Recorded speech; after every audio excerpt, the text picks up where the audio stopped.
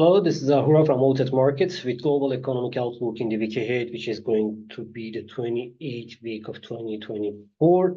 As always, let's first check the data we had in the previous week and see what we can expect in the week ahead.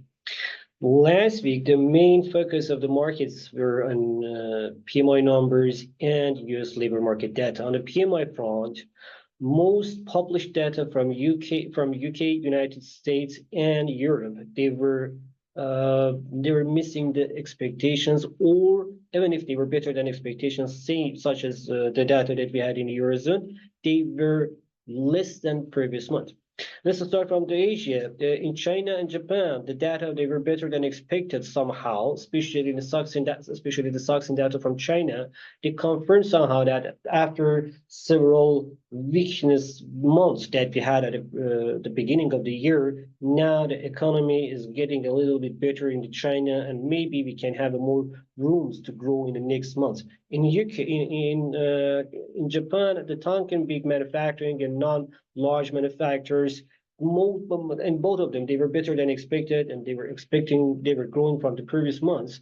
Somehow, maybe they can say that they can show that okay, the Bank of Japan will have opportunity and will have the possibility to increase their rates, but still the numbers they were not that opposite that optimistic that it was expected. So probably the Bank of Japan will need more time to start increasing the rates. Probably we may expect the BOJ to increase the rates from October.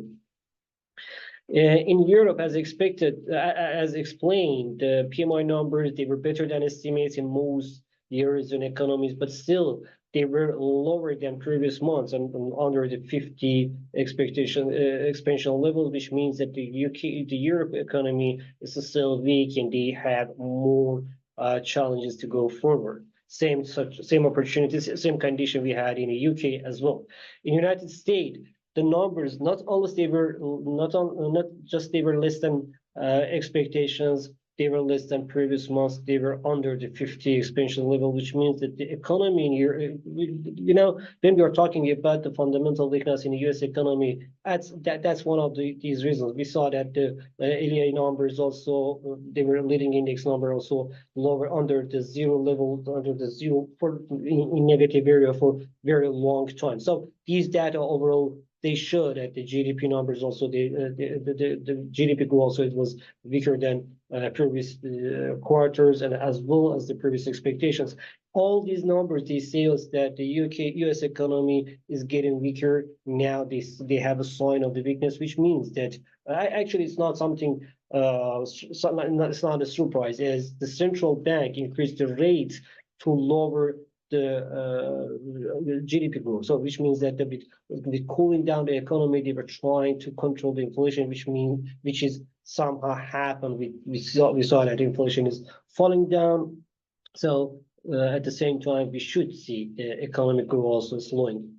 So it was not a surprise, but still on the labor market on Tuesday, we had the GLT job openings. We know that the GLTs have been falling from above 11 millions to under 8 millions, but still again, it's increased above 8 millions to 8,130,000 open jobs, the open jobs that they were not filled in May. But still, we can say that for each unemployed American right now, we have 1.2 job. Do not forget that it was more than two, about two just less than a year ago. So the labor market also is getting weaker, and these data says that we should expect a little bit more weaker economy and labor market in the next months as well. If we go forward and look at the Friday's NFP numbers, you can see that despite 206,000 newly created job in June, it is still lower and less than previous month, while the previous month's number also revised lower to 218,000, which it was much more than 218,000. I don't remember exactly what was the number, but still, let's check. Let's check what was the previous number, but it revised down to 218. Yes, it was 270. Look, it was 272,000, and from 272,000 released down to 218,000, which is very pessimistic, and that happened more that created more negative effect and negative sense in the labor market.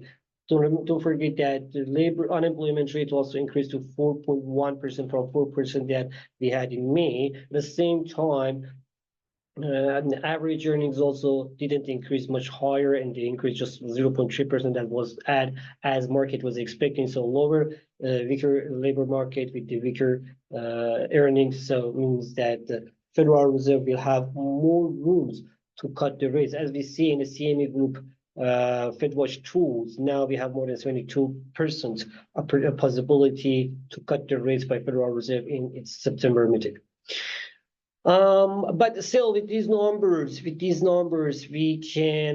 still have a doubt on the second rate cut, which is possible, which if it's possible or not, we have a myriad doubts about that. For the week ahead, most focus will be on inflation numbers, which we are expecting to see from most developed and developing economies, including China, some Eurozone economy, and United States. In China, we expect the inflation to increase again above what the market is expecting 0%, but I expect 0.1% inflation for June, which means in an annual scale we'll have the 0.5% inflation, or 0.4 or 0.5% inflation, which is going to be a little bit positive news for the Chinese economy. On Wednesday, we have a central bank meeting in New Zealand. We are expecting RBNZ to hold the rate at 5.50% as the inflation worries that they had in the previous month, as well as labor market is still strong in the New Zealand. So the central bank still has a room, has a time to hold the rates higher to control the inflation before start cutting the rates. We'll talk about the energy market later, but in the UK, we will have the GDP numbers. GDP on the monthly scale, and nominal GDP is expected to increase by 0.2%, but if we go to real GDP, it's going to be lower, less than it's going to be negative, but still the annual, we are checking in the market, was watching the nominal GDP, which is expected to increase by 0.2%. After a little bit better grow in the first quarter, we don't expect the second quarter also to increase 0.7% as it was in the first quarter. Probably the second quarter GDP can be around 0.4%, not 0.7% that we had at the first quarter. On the inflation front, in Germany, we expect the inflation to increase by 0.1%, which means annual CPI, sorry, the inflation, the CPI, annual CPI to stay to remain unchanged at 2.2% with the 0.1% monthly growth in June. Then we will have the CPI numbers in the United States. In the United States, CPI is expected to increase by 0.1%, and the core CPI also, I do think that it can increase also by 0.1% both, but core CPI will, in the annual scale, will increase to 3.5%. It's expected to increase, to see this 3.4% to increase to 3.5%, but the headline CPI supposed to fall to 3.1%. And the main reason for core CPI to like we will say the core CPI to increase again is the food prices. For headline price to not fall so far is the food prices, and because the food prices was falling, but at the same time we can see that the core CPI is excluding the food and energy prices, but the general CPI, which we have the food and energy prices, it cannot fall too much because the food prices also was increasing. At the same time, the energy price also in the last month increased. So we do not expect inflation to fall under 3% for now. So 3.1%, 3.2% is much better number that we can save and we can expect.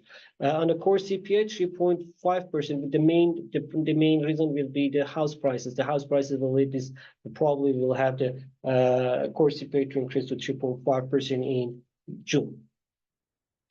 But beside the inflation numbers in the week ahead, the focus will be on the Tuesday and Wednesday testimonies. The Federal Reserve Chair, Chair Powell will testify against Congress before Congress to explain the Federal Reserve policies and the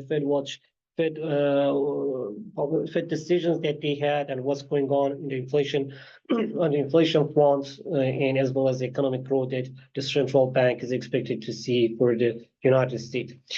That's the main and most important data we had on Saturday. We'll have the Chinese trade data. We know the Chinese import increased by 8% in May, then full increase in April, and then lower increase we had in May, and now in June also we are expected to see 1.8%, around 2% increase, 2% increase in imports.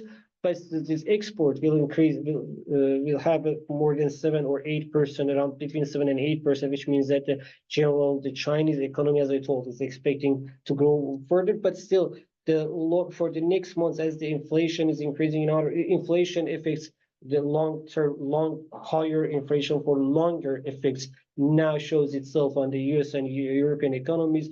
Most probably, and we saw that the ZEW economic sentiment, IFO economic sentiment in Europe, and CB consumer confidence in the United States, they were all falling down. So which means that the consumers, they're going to spend less money. So Chinese export also will slow down. That's overall data and expectation. Let's go to the chart and see what we have as what we have in the chart and what we can expect in the charts. This is the chart. This is the chart of the gold price. The geopolitical tensions is their weaker US dollar, lower yields, all of them, they're supporting the gold price. So at the same time, we saw that from the technical point of view, it couldn't bridge down the 38.2% of Fibonacci level. Still, it's a very strong support here. We have at $2,274, which means for now, still the gold is bullish and can go forward with the next target at 2,450. On the US dollar front, US dollar weaker a little bit after the weaker PMI numbers and weaker labor market data, which both of them, they support the rate cut in September, which is the negative news for US dollar. But still, we have too many other reasons that they will support the US dollar, especially if the inflation numbers this week become more than expectations and showed a little bit increase in inflation. Then that also will have other reasons to slow down the bearish movement. And for now, we will have the US dollar index around 104.70 mark, a little bit lower than this, but we'll have around this number. On the energy front, WTI increased a little bit last week, and still we are expecting to see higher numbers for the week ahead. As you saw, the API and EIA numbers, both of them, they confirmed that the lower and less inventories in the United States as the seasonal travels in the United States started. They start using the roads, cars, and airlines as well, which all of them, they need oil and they need energy, and they support the energy price. In one time, in another time, the geopolitical tensions in geopolitical tensions that we have in the Middle East, still they are also supporting the oil price. So see that from the technical point of view, also we are again above $82. We are in a real and a clear uptrend, and the price can go forward. If we can if we can go above $85, then $89 will be the next target for the oil. On the stock markets front, S&P 500 and other Dow Jones and Nasdaq, all of them, they printed the new records last week as the market was expecting more. The market now, they put more opportunity, they give more opportunity for rate cut in September, which means the dovish policies for Federal Reserve, and that support the stock market's uptrend. But still, that cannot go forward too much, as we can say that these numbers, the reasons are the negative reasons that they're supporting the stock markets. So probably we will see from these levels, probably we'll see some correction. From the fundamental point of view, I don't see any reason to go forward above these levels. But from the technical point of view, you see OBV shows that lower high after that we saw after higher high in the chart. the OBV shows lower high. On the RSI also, we saw the RSI on the overbought area, which means that in next week probably we'll see a little bit correction. On the cryptocurrency front, we saw that there were different several factors. They were supporting the downward in the cryptocurrency chart. We saw that it's selling in the U.S. government, selling in the U.S. In German's governments, and several problems and several hacks and stuff and other stuff that we had, errors, mistakes and problems that we had on the exchange front. All of them, they support the fears, sentiment in the market, and probably more people. As also there is a cycle of the after the printing a new records, there's a cycle of the correction. So probably these corrections season plus the negative news that we had, probably all of them, they can support the current downturn that started, especially if the price stay stable under 57,000 US dollar, then we can put the 57, sorry, if we stay on stable under 57,000 US dollar, then we can put the 51 or 52,000 US dollar as the next target, and under that 47,000 US dollar as the second target for the next weeks. This is the overall market condition and the expectations. If you have any other question, please don't forget to write down under this video. I will try to get back to you as soon as possible. Have a good time. Bye.